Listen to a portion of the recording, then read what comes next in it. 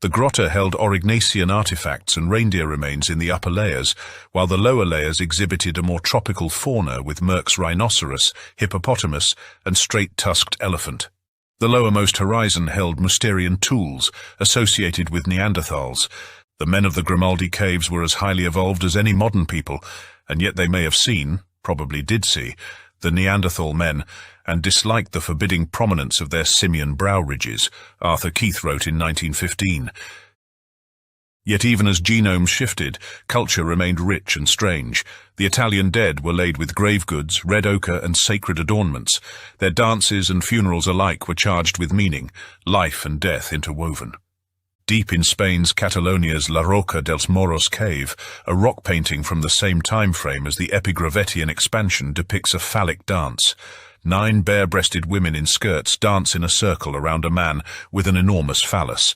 The fertility theme is unmistakable, as are the ritual and ecstatic overtones, and gives a tantalizing glimpse of their ancient culture.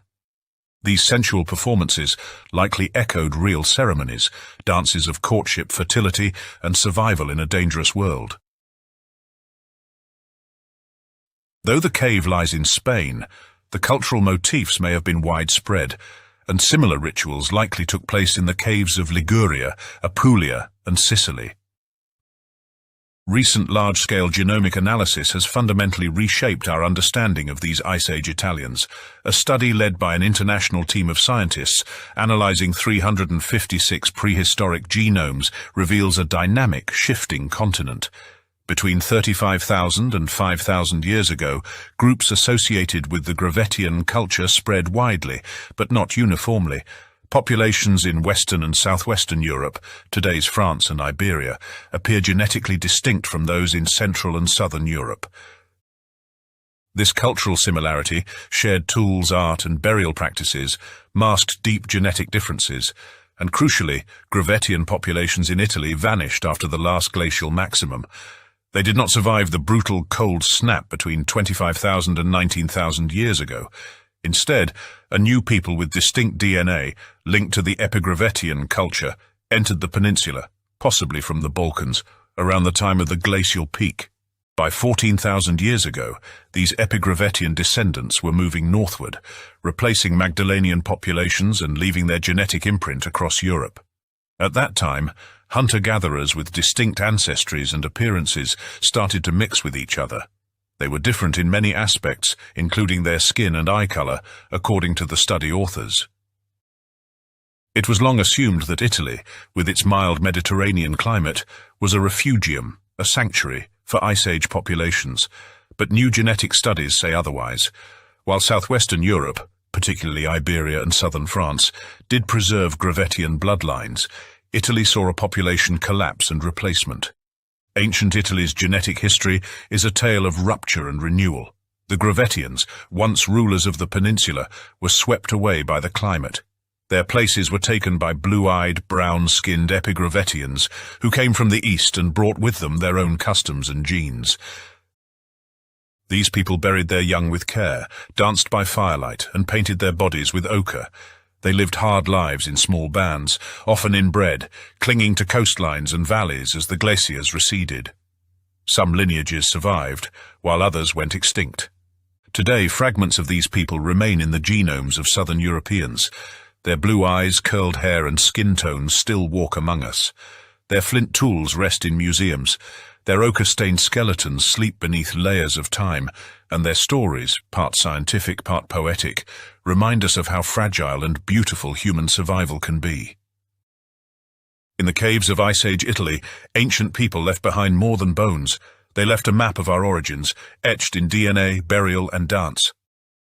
The primary genes responsible for blue eyes are OCA2 and HERC2, which originated as long as 42,000 years ago, and not 8,000 years ago, as has been commonly cited from a 2008 study.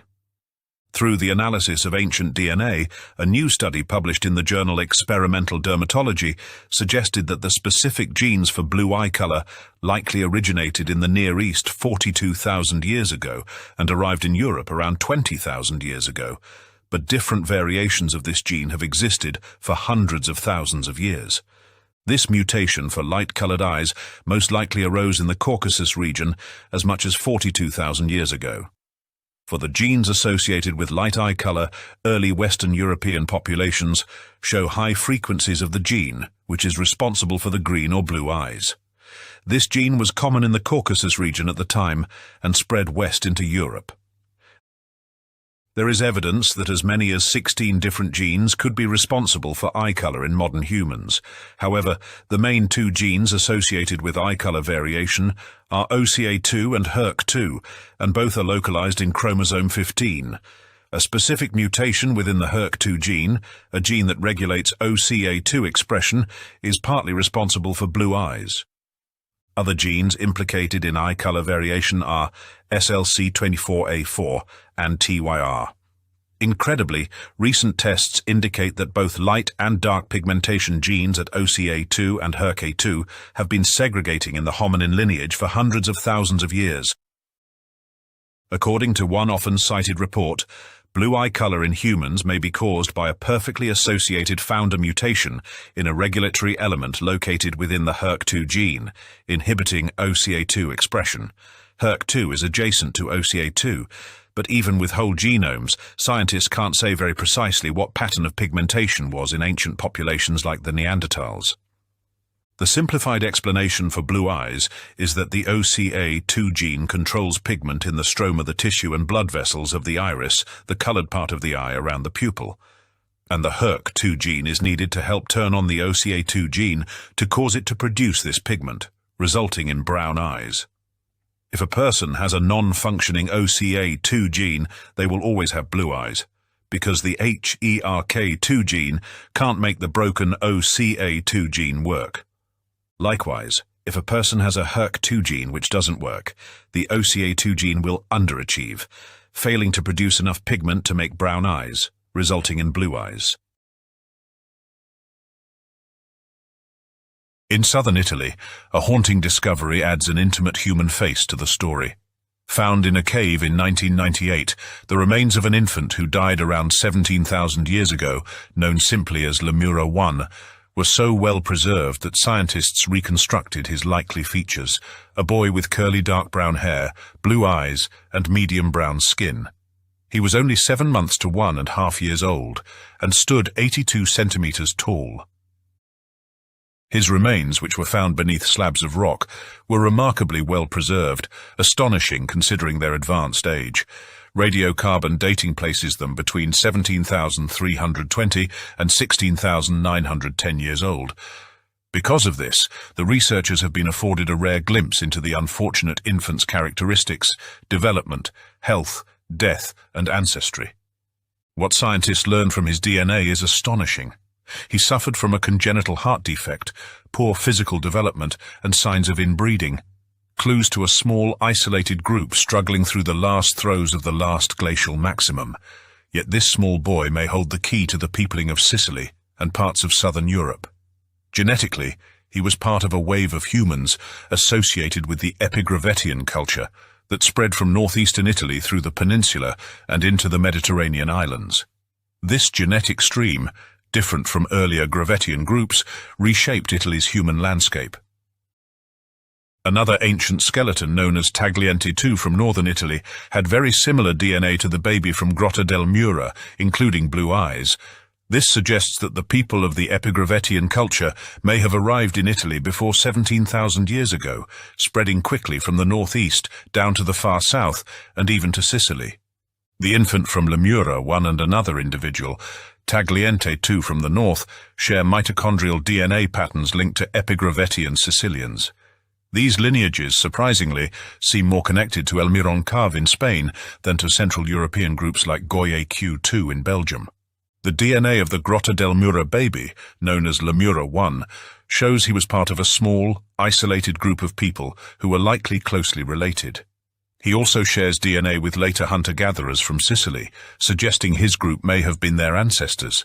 However, scientists still need more DNA from other Epigravettian people in southern Italy to fully understand this story. Earlier studies show that during the Ice Age, people from different parts of southern Europe were connected. For example, a skeleton from El Mirón in Spain shares more DNA with Lemura I and southern Italians than with people from northeastern Italy. This connection is even stronger with early Sicilians, pointing to a shared population that lived in southern Italy's warmer areas during the coldest parts of the Ice Age. Interestingly, there's no strong DNA connection between early Italian epigravettians, like Lemura I or Tagliente II, and Magdalenian people from Western Europe. But later Italians, from after 17,000 years ago, do show more genetic similarity with Western Europeans.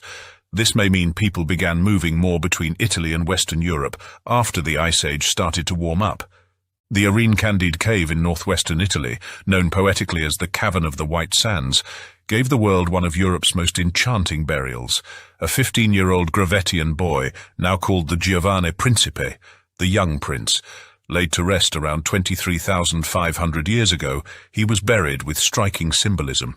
His body, sprinkled in red and yellow ochre, was surrounded by a wealth of grave goods, a headdress made of shells and deer canines, mammoth ivory pendants, 4 ceremonial deer antler batons, and a flint blade, crafted from stone sourced hundreds of miles away in southeastern France.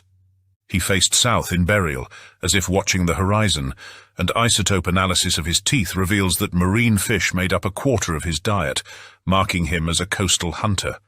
But this noble youth met a violent end. His jaw and shoulder show signs of trauma, possibly the result of a bear or large cat attack.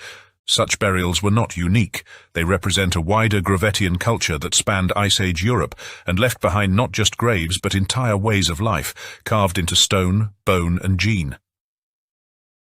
Decades earlier, in 1901, archaeologists had discovered 2 Upper Paleolithic skeletons in the Grimaldi caves near the French-Italian border. These Grimaldi people stood out, more slender, with smaller statures and a different cranial morphology compared to the robust Cro-Magnons of France. Red ochre stained their bones, and they were buried in ceremonial positions, evoking both reverence and mystery. One intriguing feature was a torus palatinus, a bony ridge on the nose, found in the Grimaldi skulls, often seen in so-called primitive populations. This led early anthropologists to speculate that these people might have seen, even coexisted with, Neanderthals, and judged them harshly. The Grimaldi caves themselves held Mousterian layers, Neanderthal tools, beneath Aurignacian layers, marking the collision and succession of species. The remains are now recognized as representing 2 individuals and are dated to possibly being of the same age as the 5 Cro-Magnon skeletons discovered by French paleontologist Louis Lartet in 1868 and classified as part of the wider early European modern human population, formerly classified as Homo aurignaciensis. The Grimaldi skeletons were found in the lower Aurignacian layer in June 1901 by the Canon de Villeneuve. The 2 skeletons appeared markedly different from the Cro-Magnon skeletons found higher in the cave and in other caves around Balzirossi.